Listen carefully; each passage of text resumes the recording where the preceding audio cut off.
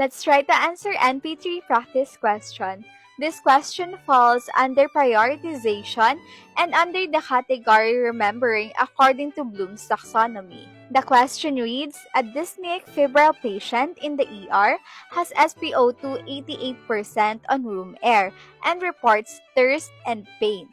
Based on Maslow, which need is prioritized? The choices are letter A, airway and oxygenation needs, letter B, adequate fluid volume needs, letter C, balanced nutritional intake needs, and lastly, for letter D, effective comfort pain needs. You can pause this video and don't forget to comment down your answers. So the correct answer for this question is letter A, airway and oxygenation needs. Sa Maslow's hierarchy of needs, yung pinaka-priority talaga is physiological muna bago psychological. Ano nga ba yung physiological needs? Yung physiological needs or basic needs ang kailangan para mabuhay yung isang tao.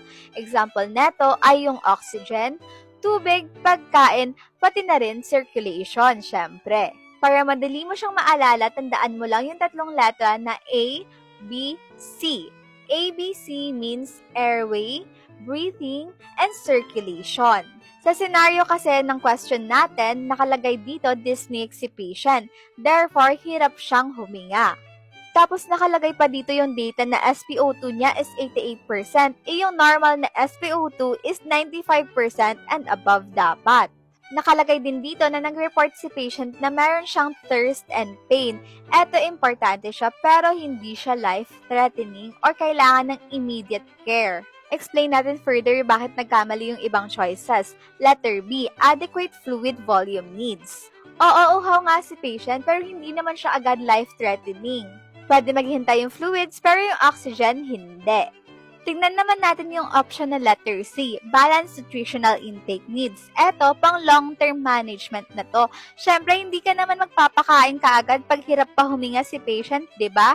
Kaya mali yung letter C. And last is letter D, effective comfort needs. Oo nga, importante din naman siya kasi may pain. Pero, hindi ka naman mamamatay kaagad sa pain, kundi mamamatay ka pag nawalan ka ng hininga. Kaya mas importante si oxygen muna bago sa comfort or sa food and fluids. Tandaan, unahin muna yung oxygenation status bago mag-pain and comfort management kapag stable na yung oxygen status ni patient. And if you want to answer more practice questions like this, don't forget to visit our website app at nle.ph. Good luck, future RNs!